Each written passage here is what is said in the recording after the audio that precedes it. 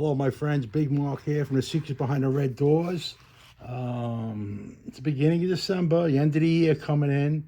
I just want to give you a little video, a couple stories also about this weekend, Friday and Saturday. We're shooting a bunch of episodes. Very excited. At the set, at the club, inside, out front, with actors. It's going to be great. I got a film crew coming in, sound crew, lighting crew, everything. It's going to be really great. It's the first previews. You'll get to see them eventually. They're going to be edited. It's going to take some time to edit them. It's the most important thing when you're doing these shows is the editing.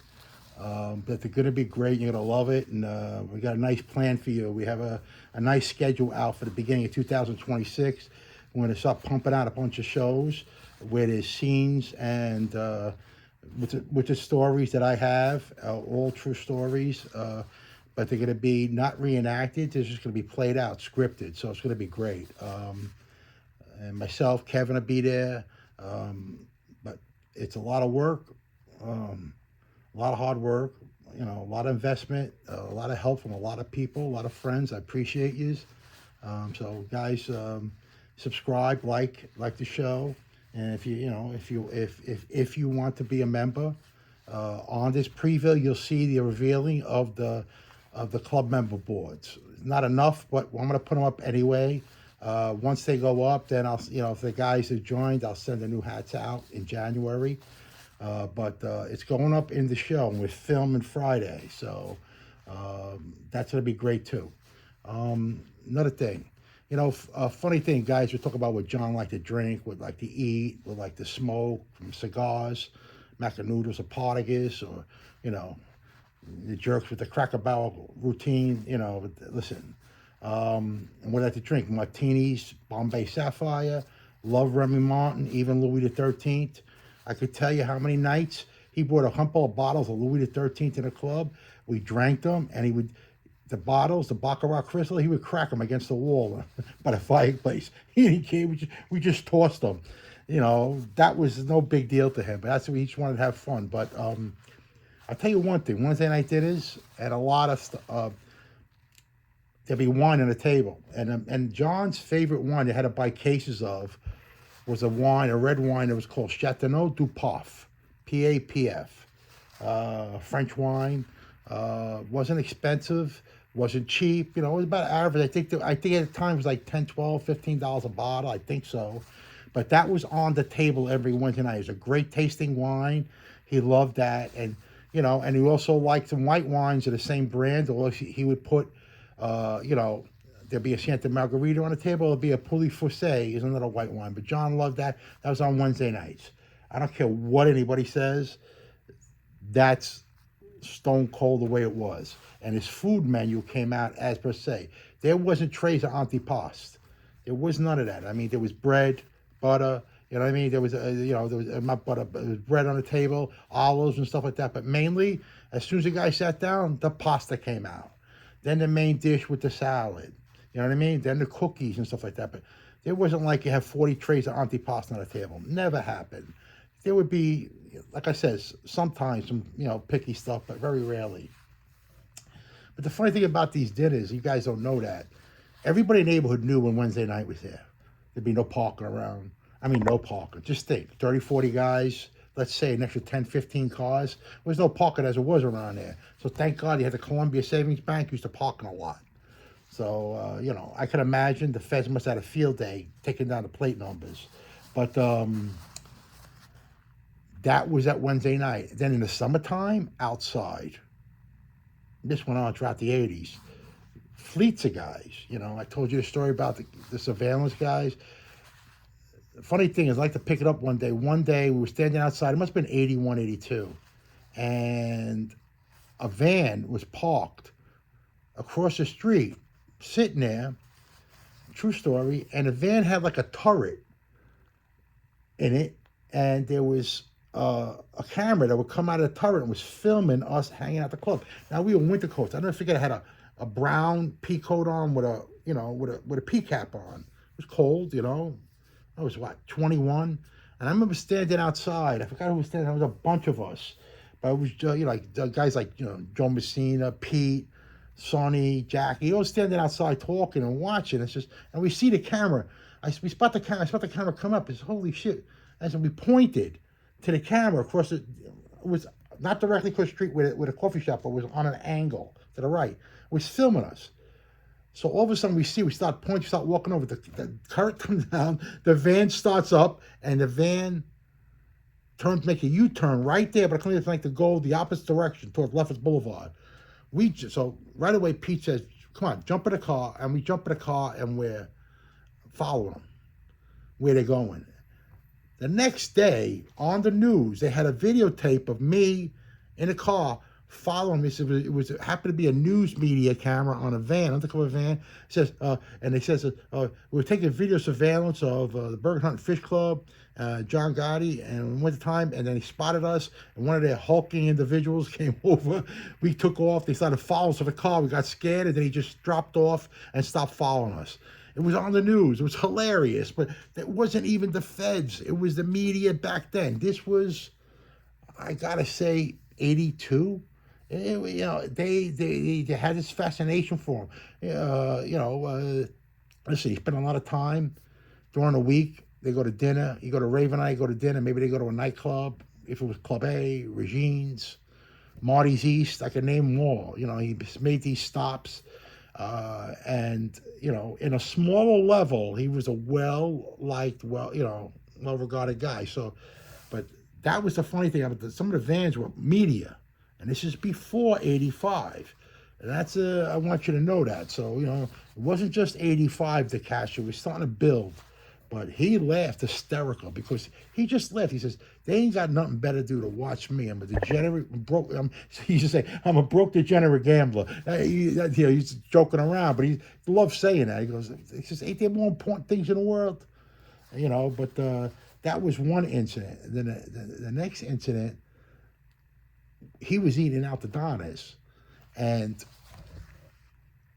I think he was there one night. A bunch of us came later. It was like 7, 8 guys just sitting on the back out the Donnas. You walked out the Donnas. You had the 2 rooms just before he built the upstairs. And we're just sitting at a table, and there's some people sitting in a restaurant. And there was a couple sitting at the restaurant, and they were dragging a bottle of wine. And Johnny says, that's 2 freaking agents, right? He says, we turn around and look. You ever see when a couple looks like they're trying to act like they belong together, but it's too clinical, too fractional? They definitely goes, yeah, they keep on glancing over, they keep talking. He says, she's got a bottle of red wine. They got a bottle of red wine. They've been here for 2.5 hours. They never bought another bottle of wine. The wine, if you see, it's still half filled. They're not even drinking because they're on a job. And they're sitting there. He says, hey, he calls Joe out the Donald. Joe, go see if they want a shot. Send them off some brandy or cognac. And tell them they can go back. They can leave the restaurant now. I know they're here. And Joe walks over, said to him in a nice, humble way. Joe wasn't, and Mr. Gotti says, and he says, I don't know what you're talking about. 5 minutes later, they called for the tab, they paid it, and they walked out. I mean, they just looked the part. It's funny how it's evolved, but back then, it was no internet, no cell phones. We just started to get the beeper system, but basically everything was big cameras, Polaroids, whatever it was, and the phones were phone booths, and there was a phone booth every other corner. I don't know how. I don't even know if it was tapped or not. I don't know, but it was interesting time, and like even on Christmas, Christmas is a special occasion around there, especially Christmas Eve. Since we're coming upon Christmas, it's a few weeks away. Kevin used to say, he says, Christmas we should look out for the people who guys were away. Get their kids, give them money for gifts, invite them to dinners. What else can you do? You pay their commissary. Then it started to wane, but that's how it was back then, 70s and 80s. A different world. You guys who grew up in a neighborhood know about Wednesday nights, know about Saturdays by the club. That neighborhood was different. Ozone Park, and let's be honest, man. I spent 15 years there, and the Red Doors was something special. And there's no disrespect to anybody else. But these guys came from nothing. From the Bronx to Brownsville. they came from nothing, from living by, now it's called Shepherd Ave, Shepherd, by a lady, now it's called a lady Shepherd or something like that, where he used to donate clothes. They, Fulton Rockaway, they had a club on top of a car wash. But a lot of guys came from East New York and moved up to Ozone Park, City Line. They didn't move too far from where. It's amazing. Like some of these guys, when they get successful, be they bookies or loan sharks or whatever they were, union guys, they didn't move way out east or move to Staten Island, New Jersey. They went from East New York, drove 20 minutes into Ozone Park or City Line, and then they branched into Howard Beach. Or it was 20 minutes, from 25 minutes in a car ride from where they grew up. The whole Eastern Parkway. It's amazing how when they got successful, dressing nice, new cars, they didn't move too far away. It's almost like the familiarity, they needed it. But listen, Pete, I want to talk about a character, Pete Gotti. Funny guy, ex-sanitation guy. Pete smoked cigarettes, was a smoker, had the cigarette in his mouth. With Johnny smoked cigars. Angel was a chain smoker. Gene never smoked. It was cool. Gene, but Richie didn't smoke. You see him once in a while grab a cigarette if he wanted it, but Pete used to smoke. And he was always standing out front saying hello to everybody, old ladies, the men, how you doing? Pete was like a fixture. Jackie was there too, but Jackie was always on the move, running around, back and forth, getting on the phone, whatever. Errands he had to do for Gene or whatever, But Pete was a fixture. Pete was like, if you had every club must have had that one guy that everybody in the neighborhood recognized. John was pull up in the club, go in. When he had his office, go in his office, get his hair done, go talk to guys next door. And when he had his office across the street, maybe once in a while walk in a coffee shop, but he didn't hang around much. And after an hour or two during the week, boom, in the car, whoever drove him, Nunzi, Jojo, Jackie knows, a lot of guys drove him, Redbird, in the car, Bobby Borriello, in the car, bang, into the city in the afternoon, 2, 3 o'clock. But that was his routine. But, it was a point where now he started to park always in the front. Never got his car. It was a black Lincoln. First it was the gray Mark, then a black Lincoln. He had a chocolate brown town car, but then, they had the 560 Mercedes. Always parked in front. And, it was this routine, but it was, even in the mid-'80s and later, the Bergen was still his comfortable place. All his guys he grew up with, honestly, guys he trusted. Let's be honest. I doubt he, even going to Ravenite, one of the guys he trusted, Frankie Chico, God rest his soul, got killed. They were close, but I could imagine that life, how many guys you keep at arm's length. But in the Bergen, he knew what he had. And if guys, I tell guys like that, and he tell you, he says, no matter what happens, he says, this is where I come from, he says. This is where my home base is. This is my neighborhood. And he always said, this is my neighborhood. You got to keep the neighborhood tight. And, guys who say, oh, when John was around, there wouldn't be crime. Yeah, right. Let's not get carried away. Life in the 70s, 60s, 80s, there was crime everywhere. Not as big as it was now, because you have the digital media, everybody, 4,000 news stations, so you get to see it more. But back then in the 80s, you had 3 or 4 news networks. You had print and radio. So you didn't see the involvement of all that crime going around where you lived. So when guys say that, listen, what I miss from that era is they did keep the streets safe. If somebody had a problem, they took care of it. A lot of people, and let's be honest, they didn't go to the cops. They didn't want to, because they were afraid or whatever it was. They didn't understand the law enforcement, especially their first generation. No matter what they were, Italian, Latino, whatever, they knew if they went to John or went to the club, Pete or us would send us to go take care of a problem. Store owners, now that's gone.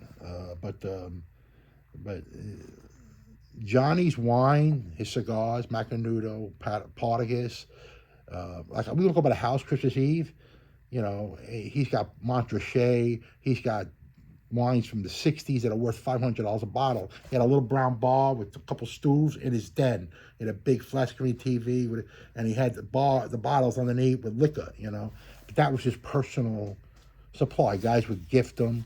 He had a case of Louis the 13th. I'll never forget it. Guy gave him a case. I don't know who gave him the gift. I don't know if it was Joe Watts or somebody sent him a case of Louis the 13th, 6 bottles in a velvet thing. He drank them. You know, we would give out a gift for one of them, but we went about a club one day, cracked one, and we were down shots till the bottle was empty. Uh, and you know, you guys want to see the other side. You know, Johnny loved hanging around with the regular guys. Nobody deny it. It's you know, when you see them guys who talk about him now, I ain't gonna mention their name. They're farces. They don't know him. They think they do because they spent a couple of years with him, or they heard stories from the '80s. Listen to me. Some of them guys I never seen by the Bergen till after Christmas in '85. So you know that's the truth. You know, a lot of guys out there. If John tripped over them, he wouldn't know who they are. But that's fine. Everybody's adoration for a guy, and the adoration is not about who he was. It's just how he carried himself. You know, I like to think of him as, in a broad sense, he's like a rebel. He was a rebel, tough guy. He went against the grain. He was more of a active in the streets where he belonged. You know, he was a street guy. And, you know, when you see the history, oh, this guy never came out of the house, this guy hid, this guy wore a bathrobe, so you don't criticize him being the way he is. So, because they all had their unique structures. Don't criticize that. He was who he was, and that's what made him an icon. Even through the mistakes. Listen, he wasn't perfect, but you know what? He did what he had to do. A lot of guys don't. The funny thing is when he used to drink, but at night he'd come back and sit by Richie's Club. He used to call up, who's there? And whoever was by the bar, whatever, would answer the phone. Well, it's Pete, Kid Mark, Jimmy Irish, this is a, tell them to wait there, don't leave. I'm coming here to hang out for a couple hours. And now John would call first.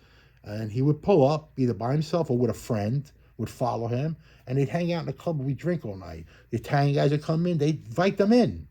You know, this wasn't an evening of the street life. It was an evening of everything conversation, the news, sports, the family, food, just stories. And the stories were kind of, if you had to be there, you know, this is what I'm telling you, my life, I'm like a fly on the walls in the club, you know, you see that, and I'm laughing at these stories, then I'm telling the stories that as the years went by, I became involved in some of them stories, like going to track with him and Joe Messina, running to Mickey, or, you know, listen, going to the Meadowlands, meeting Ralph Branca and Frank Sinatra and Jilly Rizzo. It was just, these are all stories, and we were involved. Listen, I know, I mean, he was young yet, but his son Peter, he remembers a lot of that stuff. I used to take Peter Yankee games. I used to take him to the hobby shop because he liked models and sports stuff. You know, listen, trust me with your kid. So, you know, you figure I'm responsible. But that life was all intermingled. Listen, it was important to me that I did the right thing, no matter what it is there. And when I saw to myself it was time for me to move on, I did. Either personal or not personal things that went on there. It doesn't matter. You know, and in this life, you got to be your own man. Do what you want. There's a lot of guys out there, they can't get away from it. They want to just, you know, talk about their, you know, their successes or their failures or the things they did. That's fine. But do it in a good way. You know, Kevin will tell you, this show's about respect and our past in the 80s. I think the latest, you know, most of the time we were gone. We still run into guys. I run into guys every year, every couple of years. And guys, hey, how you doing? How's the family? Everything? Have a cup of coffee, whatever. You run into them at bakeries, and it's. You could see I pay them respect, and they pay me respect, and that's all it is. It's just a mutual thing. It has nothing to do with, you know, what you accomplish. It's just you spend so much time together. Listen, you guys got that. You got friends you don't see for 5-10 years. Then when you see them, the conversation starts building. Oh, you remember that? It's just this. I sat with a guy a year and a half ago, and I was in a grocery store. I saw him in the supermarket, and he see me, give me a hug. How you doing? Walking, we ended up standing in the aisle of the supermarket for 25 minutes talking about the old days. We left, wish your family well. Let's bump into you again. You know, yeah, sure, no problem. He says if you're around. That's it. prerequisite ideas or nothing, and the '80s came right back into the function. So I know you guys in that life had that same thing. You see a guy, and all of a sudden, bang. So that's what this show is out. It's 15 years of my life. Uh, don't lie about your life. There's a saying. The guys don't know that, but I heard Johnny say it once to me. He says, no matter what you do in life, right, do it with honor. And I know what that means. Honor means different things for different people. Military vets, who I adore, I think are true heroes of this country. They don't get enough accolades. A friend of mine told me, he says, they train you 9 weeks to be a fighter, and then when your time is up, they give you a week to get back into society. A little strange, right? You turn a guy into a killer, a bear, a lion, and now they want to give him. They spent 9 weeks doing it, and they give him a week to try to go back into society, into civilian life. That's hard to do. And these guys, there's a lot of them out there. I don't care what service. There's all kinds: women, men, black, Spanish, white. It doesn't matter. They all put their butts on the line for us. And if you think about it, I say it. I see every time I see a guy who served. I tell him, "Thank you for your service." Just smile. Oh, thank you for that. It's a little simple things. Those are the guys who deserve the hero work. The hero welcome, the hero respect. The guys I hung out on the street, it's just a lifestyle, an era, a year. So I respect them for the way they kept their folk, whatever they were. The guys who kept their constitution, believed in something. I don't compare them to vets. I never will. It's night and day. But what I'm saying is, if you have friends like that in the military, find out how they're doing. You don't know, going through shit. Just talk to them. It's always a subject I always had about bravery. It's not about. Think about it.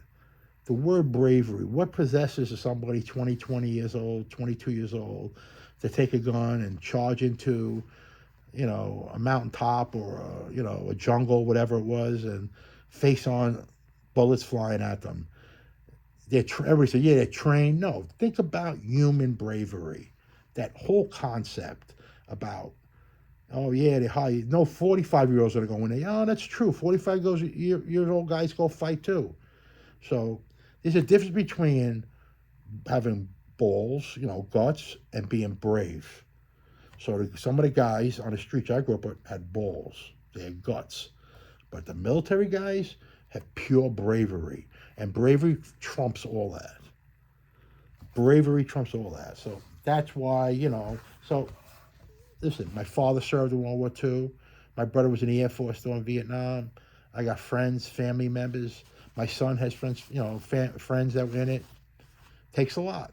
I wish so this is not a story about, how would I say, praise. My Secret to the Red Door is a story about a time in my life, and kind of funny, real, iconic figures that people never seen the side I seen. The side a lot of people seen it, not here anymore, passed on. Funny, Kevin laughs at it. He says, but you were there every day. You would tell me stories. He says, I laugh hysterically. He says, yeah. And I got fleetsome. That's why the show we're taping Friday and Saturday. Wait till you see it, guys. I got stories the last 4 or 5 years, and they're all going to be not reenacted. I'm scripting them out. Everything, even from the funny stuff to the eating to the conversation to guys getting abused, guys getting yelled at, late payment, stuff like that. Bookies that didn't pay or bettors who lost all their money couldn't pay. I'm going to integrate all that, how it worked out, how it happened. You're going to see that. I want you to really, honestly, it's a street soap opera. Let's put it that way. It's Days of Our Lives in Days of Our Lives in a social club. I mean, really, it's a funny thing. But I wanted to come on and shoot this video out to you. Kevin be back. Kevin's back today. He was with his family. Holidays at the end of the year kind of break it up. So I'll see Kevin Thursday and Friday. We're going to tape a couple episodes for you. Friday will be busy. Saturday will be busy. They're going to be edited, But I'm gonna shoot you a podcast from the club every week with Kevin. We're gonna do a couple of them. We'll store them. They'll be pound. So they'll be punched out. I want to do a live event, but it's tough. Kevin got a little business to run. We're all busy. I'm doing things with this show now, so it's busy. But bear with us. It's worth it. Become a subscriber. You guys got any businesses out there want to sponsor? I'm up to 45,000 subscribers for a guy doing it 6 months. 700,000 views. My likability ratio is 99%. You guys, I got an audience now. I'm hooked up with a couple of podcast guys and Instagram guys with huge followings.